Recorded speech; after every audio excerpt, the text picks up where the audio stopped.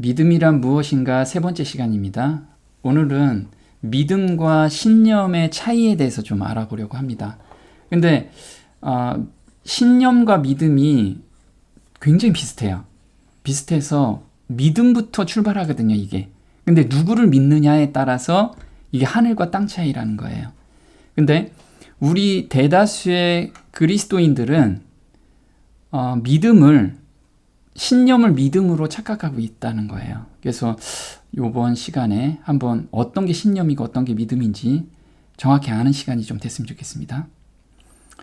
이것이 믿음인가 신념인가? 예를 들면 10년 동안 편두통이 있는데 제가 이 편두통을 좀 없애주세요 하나님 하고 기도를 열심히 했어요. 벌써 기도한 지가 만약에 1년이 넘어갔습니다. 그런데 병이 낫지가 않아요. 그러면 제가 믿음이 없는 건가요? 보통은 믿음이 없어서 그렇다고 생각을 해요. 그리고 주변 사람들한테 제 편두통을 좀 없애게 이것을 낫게끔 기도 좀 해달라고 부탁까지 합니다. 이게 편두통뿐만 아니고 어떤 병에 대해서 그런 거죠. 이게 믿음이 없는 건가요? 이걸 한번 생각해 봐야 돼요. 또 가난한 말기 환자였는데 믿음으로 기도했더니 또 목사님께 안수 기도를 받았더니 기적적으로 나았어요. 그래서 정말 하나님이 살아계신 것을 믿게 되었습니다. 자, 이게 믿음인가? 이게 믿음인지 우리가 오늘 봐야 돼요. 그래서 이게 믿음일까요? 아니면 신념일까요? 자, 병을 낫게 하면 하나님이 살아계시는 것 같고, 만약에 병을 낫지 않게 하면 하나님이 안 계시는 것인가요? 이걸 우리가 한번 질문을 해보자는 거예요. 우리는 믿음이라는 것을 여기서 착각을 하고 있는 거예요. 그래서 내가 어떤 기준을 세워놓고 병이 나면 내가 믿음이 있고 하나님이 들어주신 것 같은 그런 생각을 해요. 근데 병이 낫건 안 낫건 믿음하고는 전혀 상관이 없다라는 거예요. 하나님이 원하시는 믿음에 대한 거죠. 그래서 나는 내게 말씀하신 그대로 되리라고 하나님을 믿노라. 사도행전 27장 25절에 사도 바울 형제가 이야기한 거예요. 사도 바울 형제는 자기 안에 병이 있었는데 이걸 낫고 안 낫고가 중요하지 않다. 그거는 믿음하고는 상관이 없는 거다. 믿음은 하나님의 말씀이 그대로 되는 것이 내 마음속에 믿어지는 거라는 거예요. 근데 하나님이 내 마음속에 내 병이 안 낫고 낫고 하는 것이 하나님의 뜻인지 내 기준에서 지금 그걸 생각하고 있다는 거예요. 사단도 병을 낫게 해요. 그래서 우리가 흔히들 조심해야 될 게 병이 낫다고 그 믿음이 생기는 게 아니라는 거예요. 계시록 16장 14절에 이렇게 나옵니다.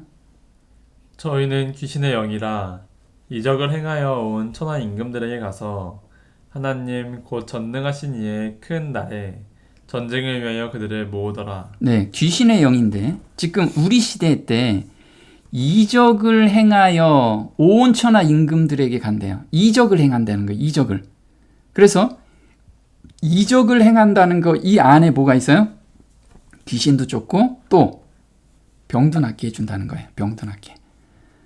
그래서 마태복음 7장 22절에는 이렇게 마지막 날에 사람들이 통곡하면서 후회를 하게 될 거예요. 한번 볼게요. 그 날에 많은 사람이 나더러 이르되 주여 주여 우리가 주의 이름으로 선지자 노릇하며 주의 이름으로 귀신을 쫓아내며 주의 이름으로 많은 권능을 행치 아니하였나이까 하리니 그러므로 누구든지 나의 이 말을 듣고 행하는 자는 그 집을 반석 위에 지은 지혜로운 사람 같으리니. 네, 여기서 보면 예수님 앞에 이제 섰을 때 주여 주여 우리가 주의 이름으로 선지자 노릇을 했고 또 주의 이름으로 귀신도 쫓고 주의 이름으로 많은 권능을 행했어요. 이 권세와 능력은 병 고치는 권세와 능력도 있어요. 귀신을 쫓는 권세와 능력도 있고. 그래서 정말 안수했을 때 병이 나았어요. 그럼 그게 하나님께서 주신 권능인지 아니면 사단이 준 권능인지 그걸 구분해야 돼요. 자, 악한 자의 임함은 사단의 역사를 따라 모든 능력과 표적과 거짓 기적과 데살로니가 후서 2장 9절인데 여기서 계속 능력에 대해서 이야기 나와요. 그래서 마지막 때 사람들을 미혹할 수 있는 것은 이 능력에 의해서 사람들이 미혹이 돼요. 그래서 정말 죽을 병에 걸렸는데 나았어요. 이런 기적들, 능력들을 경험하게 될 거라는 거예요. 근데 거기에서 정말 그게 하나님께로 왔는지 그걸 우리가 정확히 봐야 된다는 거예요. 한번 보겠습니다. 이적을 행하는 것 자체가 하나님의 능력이 거기에 작용하였다는 결정적 증거가 아니라는 것은 성경에 분명하다. 현세와 영원을 통해 가장 위대한 이적은 하나님의 형상에 따라 변화된 생활이다. 네, 그래서 현세와 영원을 통해서 가장 위대한 이적은 하나님의 형상을 따라 변화된 생활이라는 거예요. 그래서 내가 만약 병이 났어요. 병이 나고 나서 정말 하나님의 말씀에 온전히 순종하는 그 줄겨 순종하는 마음으로 바뀌었다면 이건 하나님께서 주신 능력이에요. 근데 자꾸만 계속 그 줄겨 순종하는 마음이 안 생겨요. 그러면 그건 사단한테 온 능력이라는 거예요. 그래서 병고침을 받는 것도 우리가 병고침을 받으면 내가 믿음이 좋아서 하나님하고 내가 연결돼 있는 거야. 이렇게 다들 많이 생각하고 있다라는 거예요. 전혀 아니라는 거죠. 자, 믿음은 하나님을 기쁘시게 하는 거예요. 그래서 믿음이 있으면 하나님이 굉장히 기쁘시게 여기는데 그게 어떤 삶이냐? 지금 하늘로 올라간 두 사람이 있죠. 하나는 에녹이고 한 사람은 엘리야예요. 그런데 이 사람들을 에녹이 굉장히 기쁘게 여기셨는데 어떤 삶인지 한번 볼게요. 히브리서 11장 6절입니다. 그러나 믿음이 없이는 하나님을 기쁘시게 할 수 없나니 하나님께 나아가는 자는 그분이 존재하시는 것과 그분이 자기를 열심히 찾는 자들에게 보상하는 분이심을 마땅히 믿어야 하느니라. 네, 여기서 보면 믿음이 없이는 하나님을 기쁘시게 할 수 없대요. 그러면 믿음이 있어야지만 하나님을 기쁘시게 한다는 거예요. 그러니까 하나님을 기쁘시게 한다. 이게 어떤 뜻인지 5절에 이렇게 나와요. 믿음으로 에녹은 죽음을 보지 않고 옮기웠으니 하나님이 저를 옮기심으로 다시 보이지 아니하니라. 저는 옮기우기 전에 하나님을 기쁘시게 하는 자라 하는 증거를 받았느니라. 네, 하나님께서는 에녹은 정말 기쁜 자다. 나를 기쁘게 하는 자라라고 증거를 받았어요. 이게 어떤 증거인지 좀 보겠습니다. 히브리서 13장 15절에 이렇게 나와요. 이러므로 우리가 예수로 말미암아 항상 찬미의 제사를 하나님께 드리자. 이는 그 이름을 증거하는 입술의 열매니라. 오직 선을 행함과 서로 나눠주기를 잊지 말라. 이 같은 제사는 하나님이 기뻐하시느니라. 네, 자, 에녹하고 엘리야가 에녹이 하나님을 기쁘시게 한 자라고 했는데 구체적으로 어떤 삶을 살았냐면요. 첫 번째, 항상 찬미의 제사를 드렸어요. 그래서 내가 지금 아픈데 찬미가 안 나와요. 그럼 믿음이 없는 거예요. 참 믿음이 없는 거라는 거죠. 또 두 번째, 선을 행함과 서로 나누어 주기를 잊지 말라. 그래서 선을 행했어요. 선을. 그래서 이 두 가지가 있을 때 하나님이 기뻐하는 자라 그게 믿음이 있노라 라고 이야기를 한 거예요. 그래서 우리가 하나님이 살아계신 것과 그럼 하나님이 항상 오늘 나하고 같이 살아계신 것을 믿는다면 내가 지금 아픈 게 하나님하고 소통하는 관계에서 찬미가 나온다는 거예요. 그 안에서 하나님을 발견할 수 있기 때문에. 근데 우리는 하나님을 내가 매일같이 임재하심을 경험하지 못하기 때문에 어떻게 해요? 내가 고통이 있으면 그냥 하나님을 그냥 원망도 하고 내가 믿음이 없는가라고 생각도 한다는 거예요. 자, 나는 참 믿음 안에 살고 있는가? 믿음이 있는 자의 삶에 대해서 아까 찬미에 대해서 이야기했어요. 고린도후서 13장 5절에는 바울 형제가 항상 이 얘기를 했어요. 너희가 정말 믿음에 있는지 한번 스스로 점검해보래요. 항상 점검해봐라. 그래서 우리가 거듭남의 경험을 하고 나서도 믿음에 있는지 그걸 항상 체크해보라는 거예요. 한번 보겠습니다. 너희가 믿음에 있는가? 너희 자신을 시험하고 너희 자신을 확증하라. 예수 그리스도께서 너희 안에 계신 줄을 너희가 스스로 알지 못하느냐. 네. 그래서 바울 형제는 너희가 믿음에 있는가? 너희 자신을 확증하라는 거예요. 믿음에 있고 없고는 뭐냐면 하나님의 임재가 이 순간 있느냐 없느냐, 그걸 내가 계속해서 하나님하고 소통하고 있느냐, 이게 믿음이 있고 없고가 결정이 되는 거예요. 내가 병이 낫고 안 낫고가 아니고. 자, 아까 믿음이 있는 것은 두 가지라고 그랬어요. 첫 번째, 항상 찬미의 제사를 드리는 것. 또 하나는 선을 행함과 서로 나눠주는 삶. 이 두 가지가 내 안에 있느냐, 이걸 이 마음에서 이런 갈망이 있느냐, 이거에 따라서 내가 지금 믿음에 서 있는지 없는지 이걸 항상 점검해 보라는 거예요. 그러면 찬미의 제사를 드리는 게 무엇인지 한번 볼게요. 그리스도인들이 끊이지 않고 하나님께 찬미 제사를 드리는 일은 하나님의 은혜와 선하심을 계속적으로 경험할 때 가능하며 하나님의 약속의 불변성을 확신할 때 이루어진다. 네, 여기서 보면 하나님의 은혜와 선하심이에요. 은혜와 선하심. 그리고 그것을 경험할 때 가능하다는 거예요. 그러면 내가 죄에서 넘어졌어요. 그랬을 때 그때 원망이 막 나오는 게 아니고 하나님을 계속 찾았어요. 그러면 그 하나님께서 나를 여기에서도 자유함을 주실 거라는 그 믿음, 그게 선하심이거든요. 하나님은 한번 약속하시면 결코 이루시지 않는 것이 없다라는 그 말씀을 믿고 하나님을 찾으면 내가 비록 넘어졌다고 해도 믿음이 있다라는 거예요.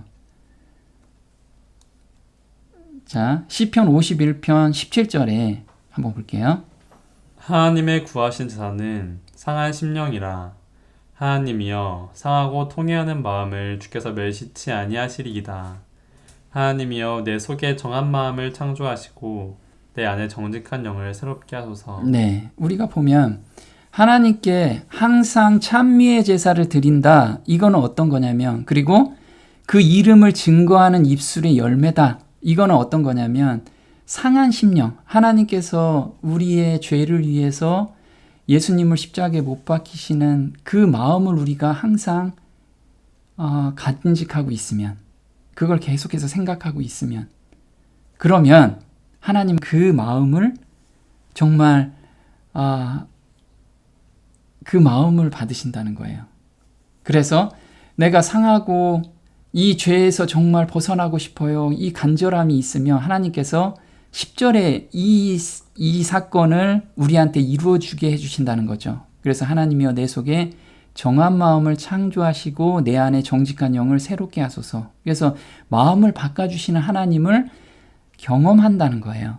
그러면 어떤 땐 경험하고 경험하는 과정들이 있어요. 우리가 대나무가 있으면 대나무 중간중간에 마디가 있잖아요. 그 마디와 마찬가지인 거예요. 내가 요번에 새 마음을 받는 경험, 어떤 일에서 내가 해방되는 경험을 했어요. 그 다음에 또 다른 곳에서 넘어질 수 있어요. 근데 그 마음을 받으면 하나님의 신실하심, 하나님이 지난번에 저한테 새 마음을 주셨기 때문에 여기에서도 저한테 자유함을 주시겠다라는 그 믿음, 하나님의 말씀의 신실함의 믿음이 바로 믿음이라는 거예요. 내가 변화가 어디가 낫거나 안 낫거나 이게 상관이 없고. 자, 그 다음에 선을 행함과 서로 나누어주는 삶이 어떤 건지 야고보서 1장 27절에 이렇게 나옵니다. 하나님 아버지 앞에서 정결하고 더러움이 없는 경건은 곧 고아와 과부를 그 환난 중에 돌아보고 또 자기를 지켜 세속에 물들지 아니하는 이것이니라. 네, 선을 행함과 서로 나눠주는 건 어떤 거냐면 고아와 과부를 돌아보는 거, 그리고 자기를 지켜 세속에 물들지 아니하는 거래요. 그래서 세속에 유혹이 왔을 때 넘어질 수 있어요. 근데 하나님의 신실하심을 믿고 계속해서 하나님께 드리면 거기까지 우리를 해방시켜 주신다는 거죠. 근데 마태복음 25장 40절에는 지극히 작은 자에 대한 이야기가 나와요. 한번 볼게요.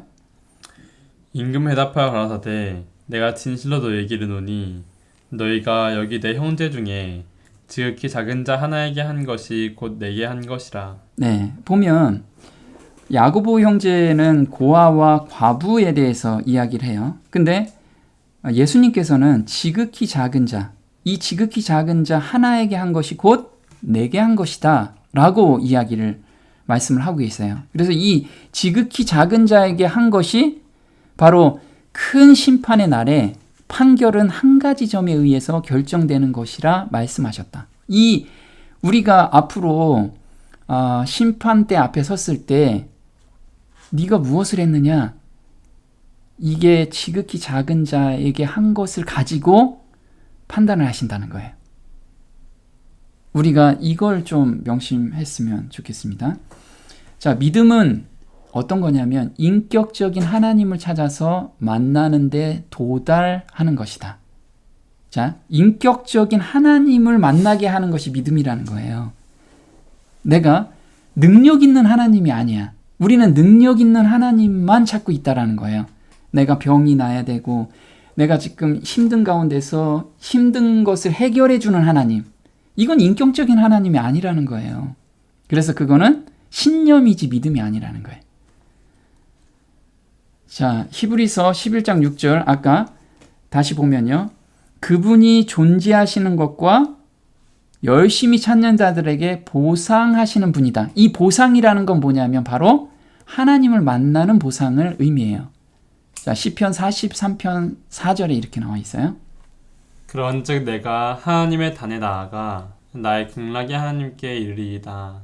하나님이여 나의 하나님이여 내가 수금으로 주를 찬양하리이다. 네, 그래서 극락의 하나님은 이 세상에서 맛볼 수 없는 그 기쁨을 하나님께서 주신다는 거예요. 하나님을 만나게 되면.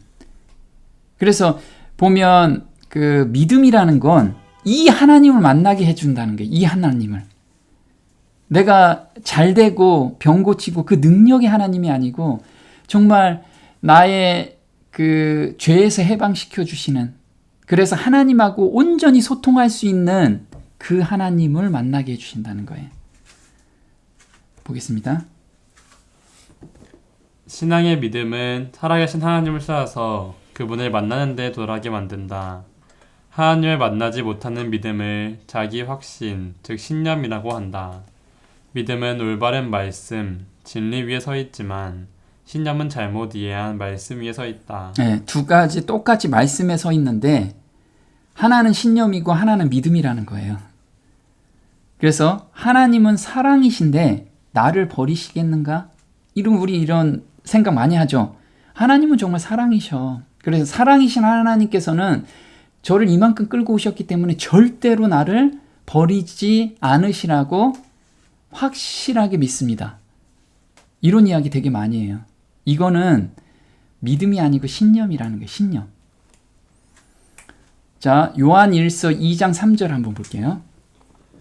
우리가 그의 계명을 지키면 이로써 우리가 저를 아는 줄로 알 것이요 저를 아노라 하고 그의 계명을 지키지 아니하는 자는 거짓말하는 자요 진리야 그 속에 있지 아니하되. 네, 그래서 믿음과 신념을 구분하는 가장 좋은 방법은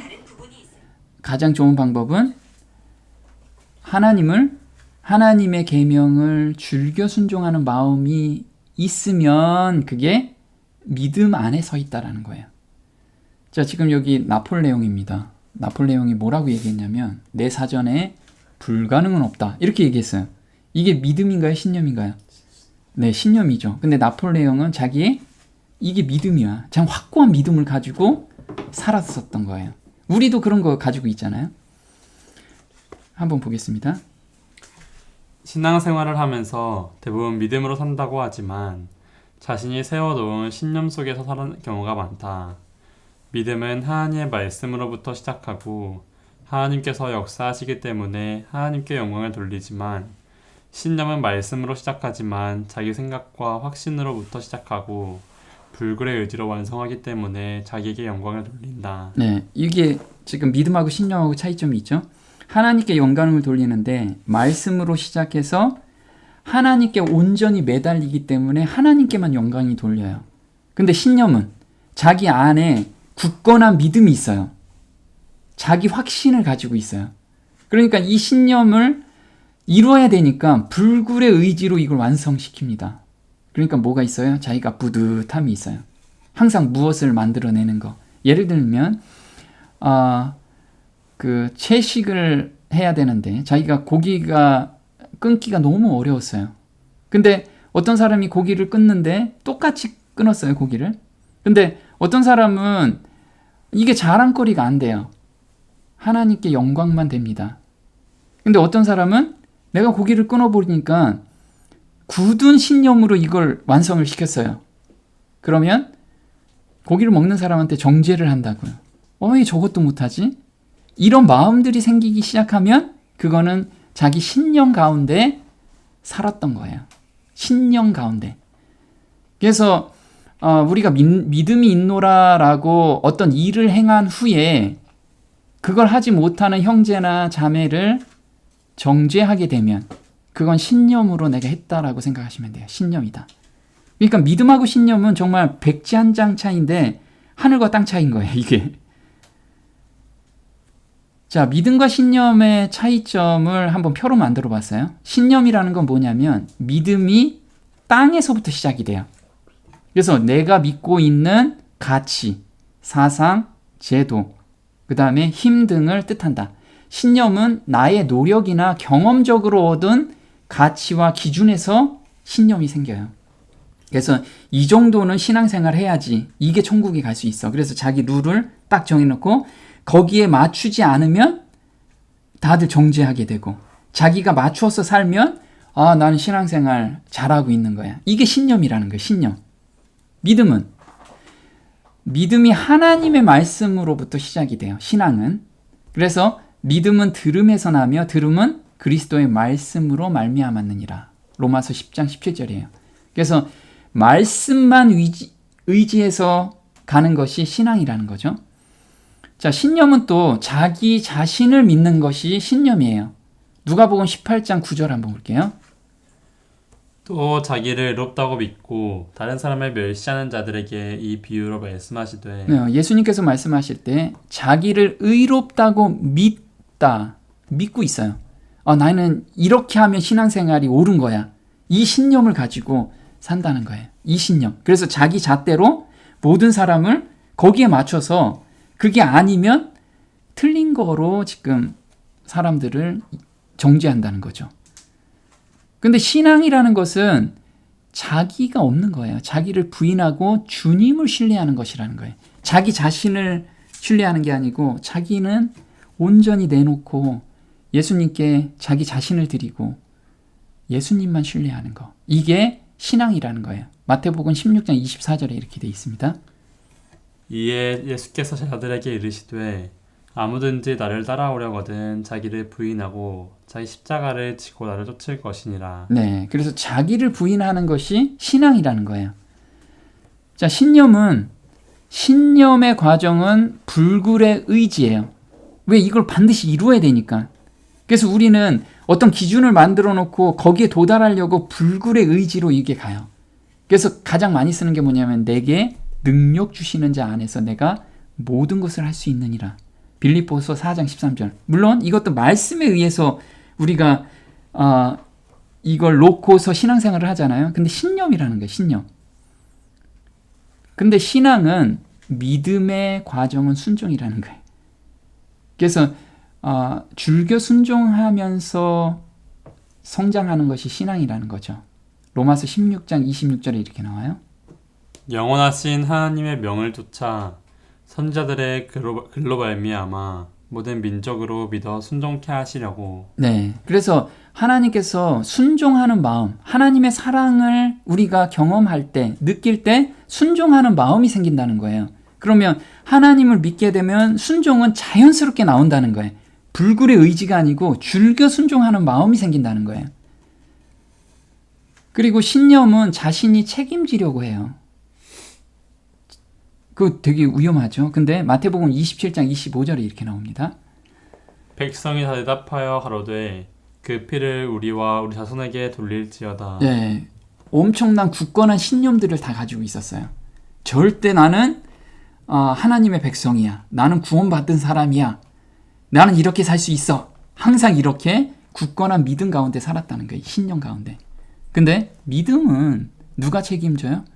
모든 것을 하나님께 다 맡긴다는 거죠. 한번 볼게요.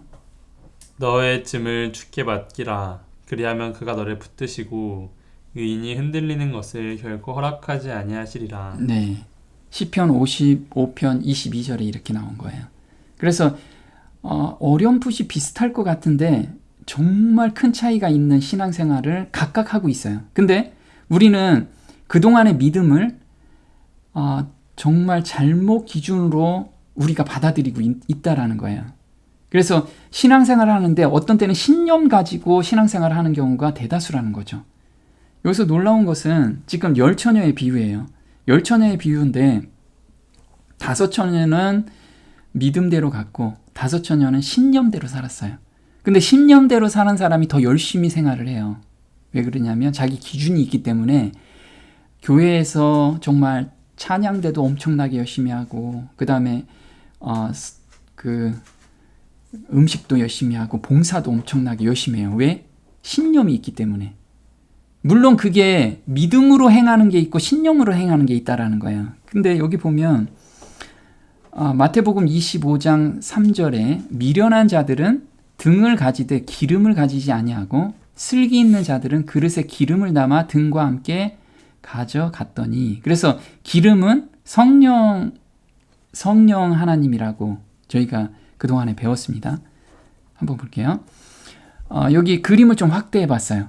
근데 여기 중간에 표정 좀 한번 보세요. 표정. 너무 자기가 정말 하나님 앞에 예수님 앞에 섰을 때 그동안에 자기 신념대로 정말 열심히 했는데 이게 아닌 거야. 그걸 깨닫고 나서 저렇게 너무 당황한 표정. 전 이 그림 보고 정말 이때 어떤 느낌일까? 와, 우리가 정말 이런 가운데 쓰면 안 되겠죠. 그래서 우리가 기름은 성령을 상징합니다. 성령의 역사에 자신들을 굴복한 사람들을 의미하고요.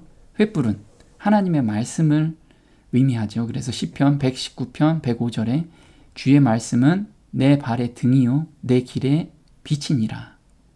그래서 우리가 말씀을 믿고 성령 하나님의 의지해서 사는 삶. 근데 여기에는 말씀은 있었어요. 불이 있었으니까. 미련한 처녀는. 근데 뭐가 없어요?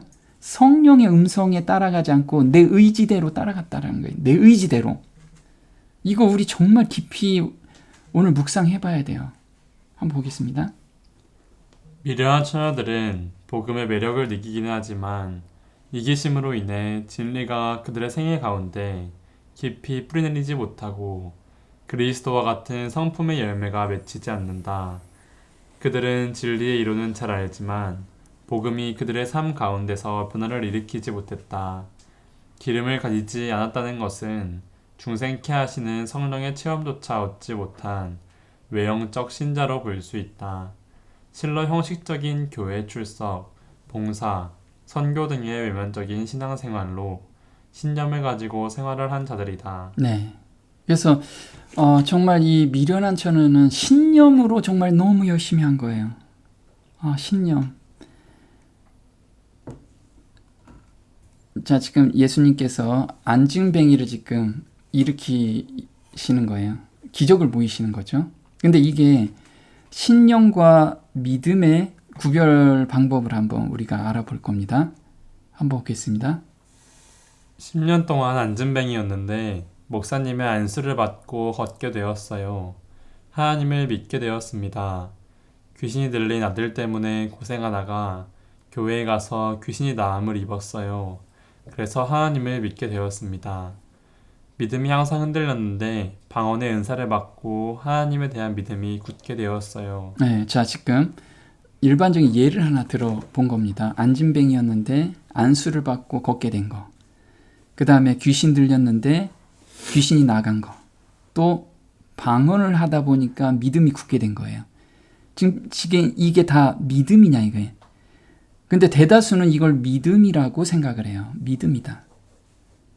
예, 조금 전에 읽은 거죠. 마태복음 7장에 한번 마태복음 7장 22절에 이건 선지나 노릇까지 하고 그 다음에 그때 내가 저희에게 밝히 말하되 내가 너희를 도무지 알지 못하니 불법을 행하는 자들아 내게서 떠나가라 하리라. 그래서 예수님께서는 법을 지키지 않는 거, 줄교 순종, 억지로 법을 지키는 게 아니고 줄교 순종하지 않은 모든 것은 다 불법이라는 거예요. 이 마음 속에서 그 마음이 없으면 내가 지금 믿음이 없으니까 예수님 저 믿음이 없습니다. 이걸 솔직히 고백하라는 거예요. 근데 우리는 나는 그래도 신앙생활 이만큼 했는데 그래도 새 마음을 받는 경험도 많고 그래서 나는 이 정도 잘하지 않았을까? 아니라는 거예요. 우리는 매 순간 나야 되고 매일 나야 된다는 거예요. 자, 하나님의 능력만을 기대하고 그 능력을 경험함으로 믿음이 온 경우의 믿음은 신념이라고 한다. 잘 보세요. 능력만을 기대하는 거. 그게 신념이라는 거예요. 능력과 함께 하나님의 성품도 경험하게 되면 순종이 따르게 되며 인격적인 하나님을 매 순간 만나는 것이 참 믿음이라는 거예요. 그래서 우리는 똑같은 상황이지만 어떤 사람은 믿음이고 어떤 사람은 신념이라는 거예요. 하나님의 능력만 우리가 지금 계속 바라고 있지 않느냐. 지금 보면 신앙생활을 하는데 하나님 저 정말 어려워요. 저 좀 도와주세요. 아니면 저 먹고 사는 것도 고민이에요. 이건 무엇을 믿는 거예요? 하나님의 능력만 지금 계속 바라고 있는 거예요. 설마 하나님 저 자녀인데 하나님 굶기야 해주시겠어요?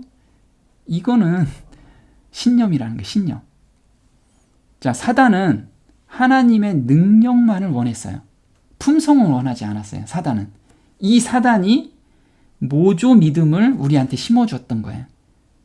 이 믿음을 사단이 언제부터 심어줬냐면 아담이 타락하고 나서부터 그때부터 지금 6,000년까지 이 모조 믿음을 계속 우리한테 심어준 거예요. 그러니까 사단은 정말 너무 영리하기 때문에 우리가 그걸 믿음이라고 생각하고 간 거예요.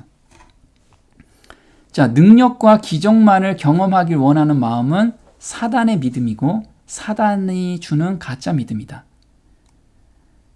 자, 내가 하나님은 한 분이신 줄을 믿느냐? 잘하는도다. 귀신들도 믿고 떠느니라. 그래서 야고보서 2장 19절에 귀신들도 사단도 하나님의 존재하심과 하나님의 능력 다 믿고 있어요. 똑같이 믿고 있어요. 우리랑. 그래서 누가복음 4장 6절에 이렇게 나옵니다. 이 모든 권세와 그 영광을 내가 내게 주리라. 이것은 내게 넘겨준 것이므로 나 원하는 자에게 주노라. 네, 여기서 보면 이 모든 권세와 그 영광이라고 그랬어요. 권세는 뭐죠? 능력이에요, 능력. 그 영광은 품성이에요, 그죠? 사단의 품성, 그게 뭘까요? 사단의 품성은 자신을 높이고 말씀에 불순종하는 마음이 사단의 품성이에요. 하나님 말씀을 따르고 싶은 생각이 없는 거예요. 이것을 누가? 사단이 우리한테 계속 심어주고 있다는 거예요. 자, 거짓의 아비요 불순종의 영이라는 거죠. 에베소서 2장 2절에 이렇게 나옵니다. 공중의 권세 잡은 자를 따랐으니 곧 지금 불순종의 아들들 가운데서 역사하는 영이라. 야, 여기서 불순종의 아들들 가운데 역사하는 영이에요. 불순종하는 마음이 사단의 품성이라는 거예요. 그래서 예수님의 품성은 하나님의 말씀에 줄겨 순종하는 마음이라는 거예요. 그래서 정말 우리가 능력을 경험했다면 줄겨 순종하는 마음까지 저한테 있느냐 없느냐 이걸 가려내야 돼요. 분별해야 된다는 거죠. 분별. 그래서 조건적 믿음은 신념이라 해요. 조건적 믿음. 그리고 이 조건적 믿음은 자신이 믿으려고 하는 마음이라는 거예요. 한번 요한복음 4장 46절 이렇게 나옵니다. 왕의 신하가 있어 그 아들이 가버나움에서 병들었더니 그가 예수께로 유대로부터 갈릴리에 오심을 듣고 가서 청하되 내려오셔서 내 아들의 병을 고쳐주소서 하니 저가 거의 죽게 되었음이라. 예수께서 가라사대 너희는 표적과 기사를 보지 못하면 도무지 믿지 아니하니라. 네, 왕의 신하가 예수님의 그 이적과 기적을 소문을 들었어요. 그렇죠? 그래서 병든 자, 안진뱅이, 문둥병 고치는 것을 다 들었어요. 그래서 자기 아들도 병을 고쳐 주실 거라고 믿었어요. 이 믿음, 그 믿음은 뭐냐면 신념이었다는 거예요. 신념. 온전히 믿지 않고 신념으로써 예수님 저희 아들 좀 낫게 해주세요. 이렇게 했다라는 거예요. 한번 볼게요. 예수께서는 그 아버지의 마음속에 당신에 대한 조건적인 믿음이 있음을 또한 아셨다. 그는 자기의 간혼이 허락되지 않으면 예수를 메시아로 받아들이지 않을 작정이었다. 예수께서 그리스도시라는 온갖 증거가 있음에도 불구하고 이 청혼자는 자기의 요구를 들어주는 것을 조건으로 예수를 믿기로 작정하였다. 네, 지금 우리가 이런 믿음을 갖고 있지 않냐 이거죠. 내가 필요한 무엇인가를 들어주면 내가 믿음이 있고 하나님 믿겠습니다. 이렇게 생각을 하잖아요. 그거는 신념이라는 게 신념. 볼게요. 그들은 이기적인 동기에서 예수에 대하여 관심을 가졌다. 그들은 그리스도의 능력을 통하여 어떤 특별한 유익을 받기를 바랐다. 그러나 그들은 이 세속적인 요청을 수락하시는 여부에 그들의 신앙을 걸었다. 그들은 그들의 영적 질병에 대하여 무지하였으며 하나님의 은혜가 그들에게 필요하다는 것을 깨닫지 못했다. 네. 이 사람들은 자기가 필요를 찾는 하나님, 만족시켜주는 하나님. 그래서 보통 하나님하고 인격적인 하나님이 아니고 어떻게 보면 능력 있는 하나님으로 그냥 필요에 의해서만 콜해서 쓰는 그런 하나님을 믿고 있었던 거예요. 근데 정말 인격적인 하나님은 내 죄를 위해서 십자가에 못 박히시고 우리를 사랑하는 그 마음에 끌려가는 것이 믿음이라는 거예요. 그 신하에게 하신 구주의 말씀은 섬광처럼 그의 마음을 적나라하게 드러냈다. 그는 예수를 찾는 자기의 동기가 이기적이었다는 것을 깨달았다. 그의 흔들리는 믿음의 실상이 그의 앞에 드러났다. 그는 괴로워하는 탄원으로 주여 내 아이가 죽기 전에 내려오소서라고 부르짖었다. 그의 믿음은 마치 야곱이 천사와 씨름하면서 외쳤던 때와 같이 그리스도를 굳게 붙들었다. 그는 야곱처럼 승리하였다. 그래서 이때 아이가 낳았는데 예수님께서 이 말씀을 하시고 너희가 표적과 기사를 보지 못하면 도저히 믿지 아니하리라. 예수님께서 말씀하시면서 지금 이 왕의 신하는 마음이 엄청나게 각성이 된 거예요. 그래서 자기 마음을 그때 다 믿음이 없음을 예수님께 드리고 야곱이 저한테 축복하지 않으시면 제가 놓지 않겠습니다. 이런 간절한 기도를 그때 한 거예요. 그러면서 마음이 바뀌었어요. 그리고 나서 아이가 낳게 된 거예요. 우리도 이런 믿음이 필요해요. 이런 믿음이. 자, 다윗과 골리앗을 한번 볼게요. 골리앗은 자기 신념을 가지고 나갔어요. 어떤 신념? 자기의 키, 무기, 그리고 확실한 믿음을 가지고 갔어요. 내가 전쟁에서 이긴다. 이 싸움에서 이긴다. 이게 자기 신념이라는 거예요. 신념도 믿음이라는 거예요. 믿음. 자기를 믿는 믿음. 자, 다윗은 신앙으로 나갔어요. 나는 할 수 없지만 하나님께서 하신다. 그리고 말씀을 믿고 간 거예요. 그러니까 이렇게 큰 천사가 도와준 거죠. 천사가 싸운 거죠. 그게 사무엘상 17장 45절입니다. 다윗이 블레셋 사람에게 이르되 너는 칼과 창과 단창으로 내게 오거니와 나는 만군의 여호와의 이름 곧 내가 모욕하는 이스라엘 군대의 하나님의 이름으로 내게 가노라. 또 여호와의 구원하심이 칼과 창에 있지 아니함을 이 무리로 알게 하리라. 전쟁은 여호와께 속한 것인즉 그가 너희를 우리 손에 붙이시리라. 네. 지금 보면 다윗은 이 생각을 가지고 지금 전쟁에 임한 거예요. 나는 하나도 없지만 너는 칼과 창과 단창으로 내게 오거니와 이거는 너는 그 신념을 가지고 나를 이길 수 있다고 왔지만 나는 만군의 여호와의 이름으로 너희 앞에 간다. 그래서 이 전쟁은 여호와께 속한 것이다. 이 믿음을 가지고 간 거예요. 우리도 마찬가지예요. 이 싸움이 전쟁은 여호와께 있기 때문에 여호와를 믿는 믿음. 그걸 가지고 가야 된다는 거죠. 자, 베드로의 신념이에요. 베드로는 예수님과 3년 동안 같이 동행을 했어요. 그리고 거기서 배웠죠. 배우고 믿음이 있노라고 했습니다. 그런데 신념이 중간중간에 계속 나왔어요. 우리도 믿음 생활에 있다고 하지만 신념 가운데 자꾸만 살아요. 그건 사단이 그동안에 우리를 꼴지어 놓은 그런 품성으로 우리가 있기 때문에 그래요. 그래서 우리는 이걸 계속 구분하면서 우리가 신앙생활을 해야 돼요. 그래서 바울 형제는 너희가 믿음에 있는가, 오늘 믿음에 있는가 확증하라고 한 거예요. 확증하라고. 계속 점검하라는 거죠. 자, 마태복음 26장 현대인 성경입니다. 베드로가 예수님께 모든 사람이 다 주님을 버린다 해도 저는 절대로 주님을 버리지 않겠습니다 하자 예수님이 베드로에게 내가 분명히 너에게 말하지만 바로 오늘 밤 닭 울기 전에 내가 3번이나 나를 모른다고 말할 것이다 하셨다. 네, 지금 베드로는 믿음으로 나간 게 아니고 뭘 나갔어요? 그동안에 보니까 예수님께서 기적과 이적을 보이시고 이분 옆에 있으면 내가 확실한 믿음을 가지고 있어. 그래서 절대로 주님을 버리지 않겠습니다 한 거예요. 이거는 그동안에 믿음이 있노라고 했는데 이때는 자기 확신, 자기 신념을 가지고 예수님께 이야기한 거라는 거죠. 자, 마가복음 14장 31절엔 또 이렇게 나옵니다.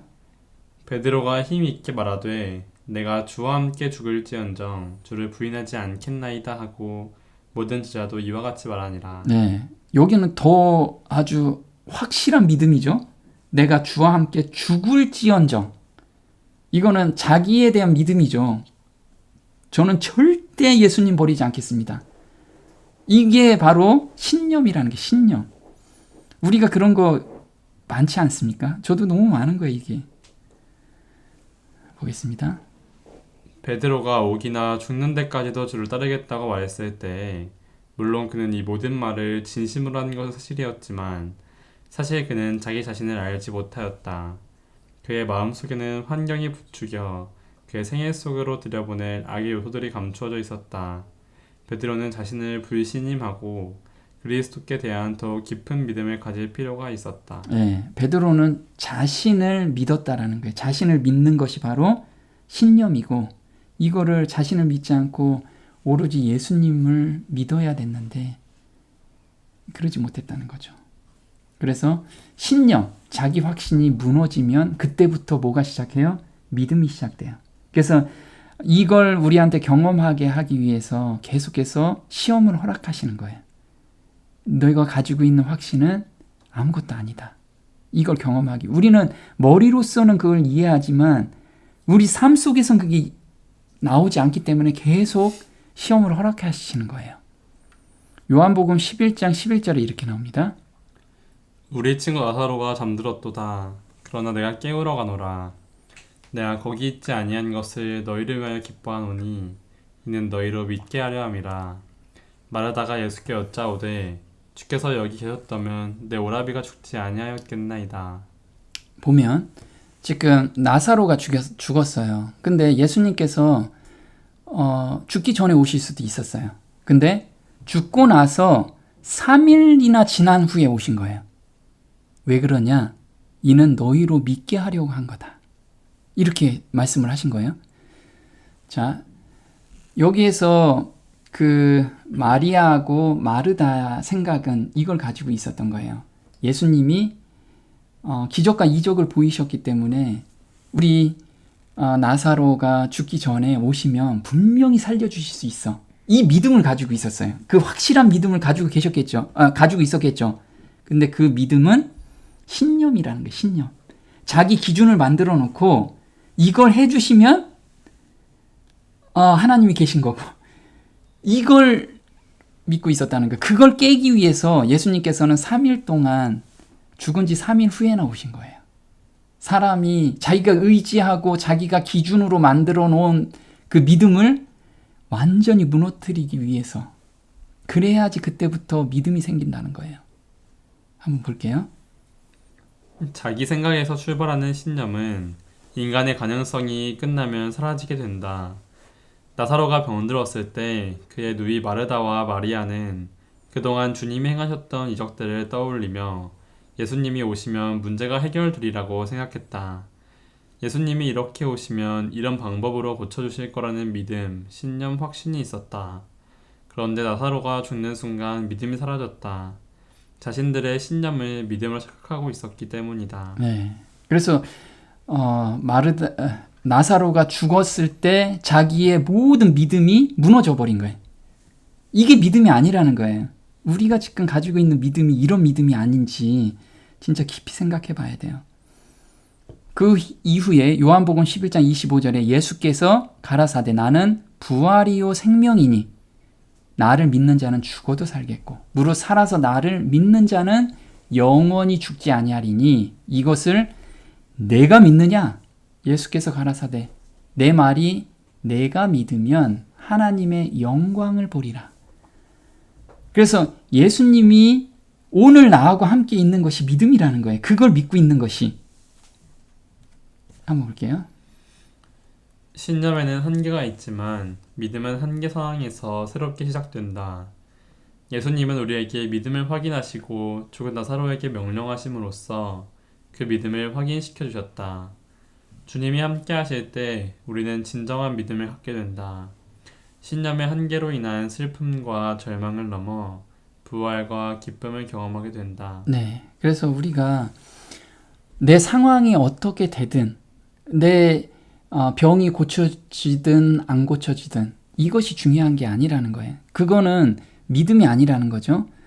우리가 믿는 것은 하나님이 지금 살아계시고 나와 함께 살아계시고 그리고 나를 변화시켜 주시는 분이라는 그 믿음 가운데 그 말씀 한마디가 반드시 이루어진다는 그 신실하심을 믿고 하나님께 감사를 드리는 그 삶이 바로 믿음의 삶이라는 거예요.